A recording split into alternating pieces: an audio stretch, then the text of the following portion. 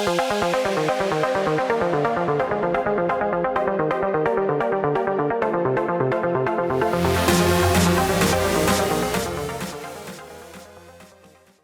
you guys fiddled around with the idea of like an independent committee of sorts that, whenever I talk to software companies in the mineral space, Trax comes to mind. They do a lot around the computation of title.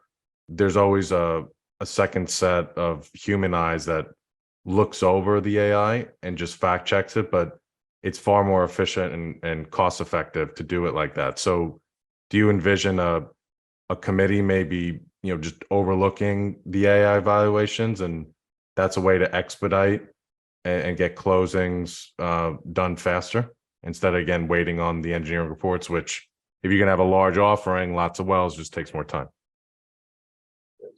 Yeah, there's a lot of redundancy, Tim, in auditing the outputs of these programs, whether it's internal, whether it's third party.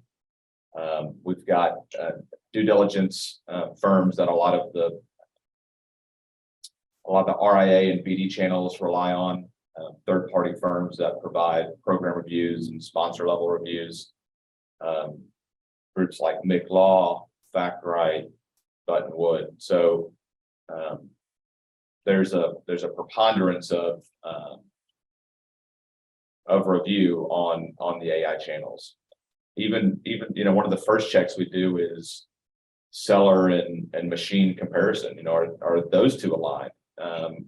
Because that's important as well when sellers' expectations may not meet up with what the machine puts out. And I'd say we tie quite often, and when we don't, it's generally a lack of information more than it is the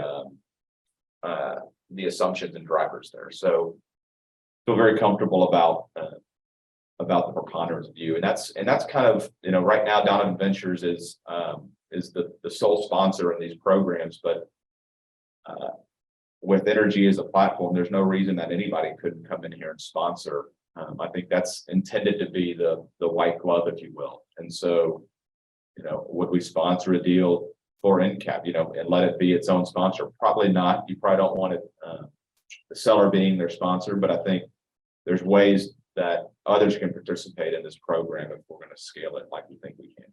So Tim, to answer a little bit differently, it's a good question. Look, we have to have internal controls and internal audits, right? So from the modeling to the AI, we actually have third-party firms kind of reviewing the inputs that go into the AI and how that actually flows, make sure that's correct.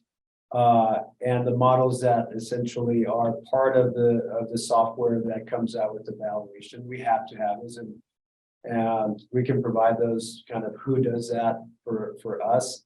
And then separately from a fund level, we need to have essentially, like you just mentioned, an independent investment committee opining on the valuation before it goes to the investor, right? So there's internal controls, and then what I would say it's an external kind of like final actual human committee that is going to be formed, and we have some of the folks already in place that have the experience, have really good pedigrees in terms of traditional oil and gas valuation, right? Experience.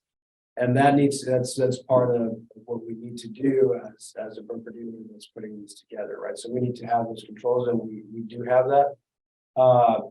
Yeah, the reserve report is going to take time, right? And I think that's part of it, but we essentially kick off, and we're whatever we need on the due diligence side can essentially adjacently start with us going out to the retail guys, right? And once they say, okay, where's the reserve report, it should be ready after they do their initial due diligence, and then we provide the rest of the materials.